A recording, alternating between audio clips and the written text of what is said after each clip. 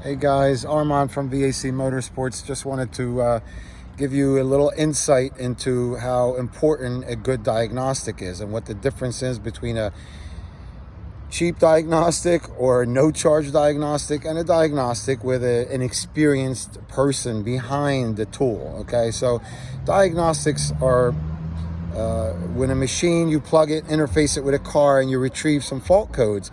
Now, the car isn't very intelligent. It's taught to find issues based on what the engineers tell it to do, and they can't picture every 1,000,000,000 scenario.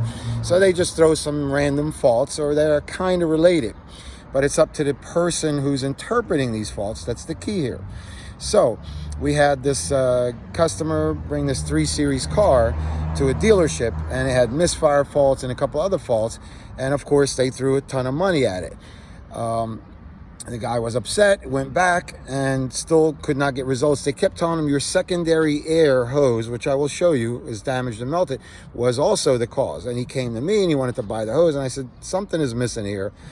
Nonetheless, he got frustrated. Finally, I said, look, you pay me for my time. I'll do my diagnostic, a second opinion, and I'll tell you what I think.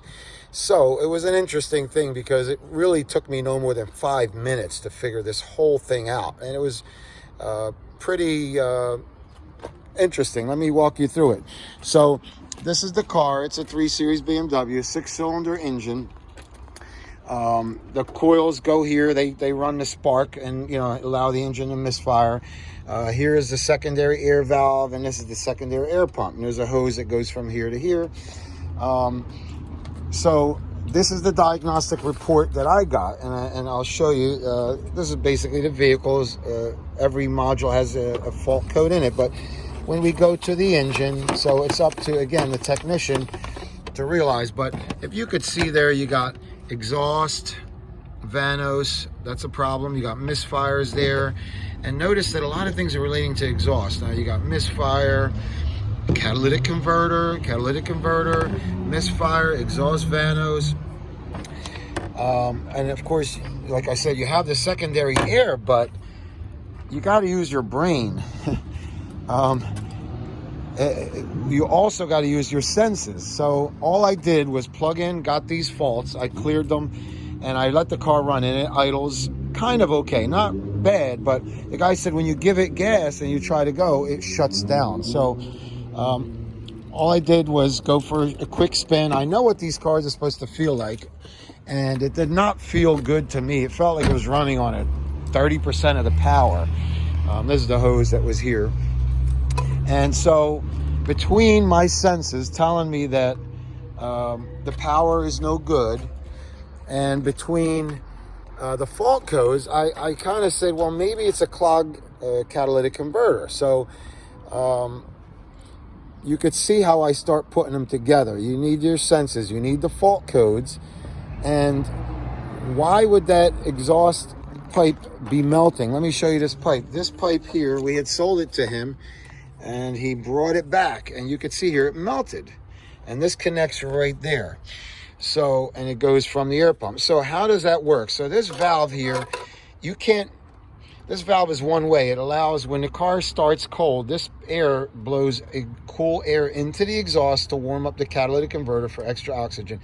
But what it does is it forces that valve open. It's spring-loaded. So and I've never seen these melt, these hoses, but it was interesting. So when it pops it open, the exhaust pressure in the engine is, because the catalytic converter is clogged, is more powerful than the air blowing in. So when that valve opens, instead of the air going that way, the exhaust is actually shooting back.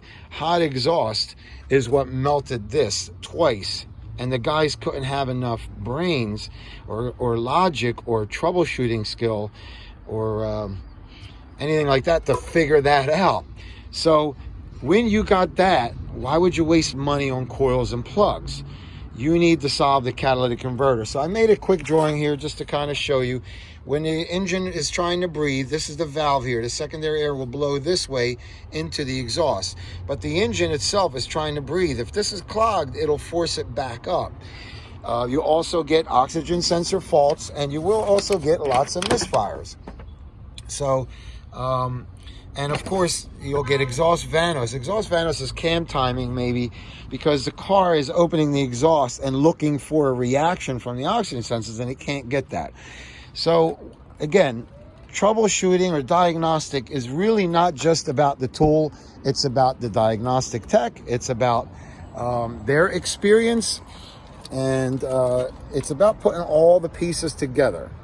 And so when you want to pay for a diagnostic, you got to find a good diagnostic guy. Not everybody can just read faults and tell you what it is. That will be a wild goose chase, slinging mud at the wall, whatever you want to call it. I hope this has been an insightful video.